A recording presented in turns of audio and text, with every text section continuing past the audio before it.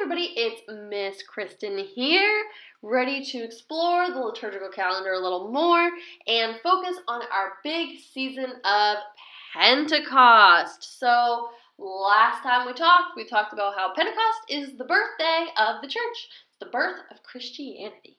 So how did this birth come about? How did the birthday of the church go? Well, let's start at the beginning. After Jesus was resurrected, he came back to life, right? He was out and about, and he saw the disciples, he talked with the disciples as we discussed. Well, he eventually went back up to heaven. This is called the moment of ascension, right? If you go up an escalator, you ascend. If you go down an escalator, you descend. So he ascended up to heaven, so it was the moment of ascension. So Jesus finally went up to be with God, and he told the disciples, stay in Jerusalem. Stay there until you essentially get a sign. So the disciples are just kind of sitting around in Jerusalem for 10 days, like waiting around for that sign to come along.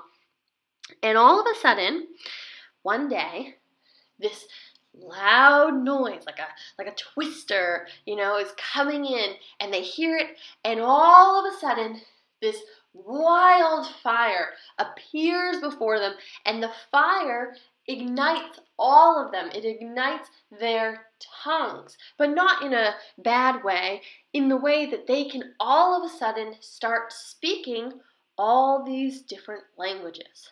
Because you see, the disciples were in Jerusalem during a special festival. It was called the Feast of Weeks. And travelers from all over the place who spoke different languages and were from different regions were in Jerusalem at that moment celebrating the Feast of Weeks. So any given person that you turn to on the street could be speaking a completely different language than you. Well, there's 11 disciples, because as we know, Judas is no longer a disciple after the betrayal, and all 11 of them, all of a sudden, are all speaking different languages. And all these people who are travelers visiting Jerusalem, they can understand the disciples. They know what they're saying. And what are the disciples saying? They're telling the story of Jesus. They're explaining his wonders. They are spreading the word of God, just like we talked about. And even though on any given day, if the disciples had have stood up and told everybody the story of Jesus, only the people from Jerusalem would have heard, because all those people heard it in their own language and understood it, because the disciples were speaking all these languages they had never even spoken before. These people not only were able to understand what the disciples were saying, but they understood and they believed. They believed in the story of Jesus, and they were amazed by the wonders that they were hearing. What's amazing about that is all of these travelers all went back to their own homes where they spread the word of God, right? And it doesn't seem like a lot, but imagine one person, right?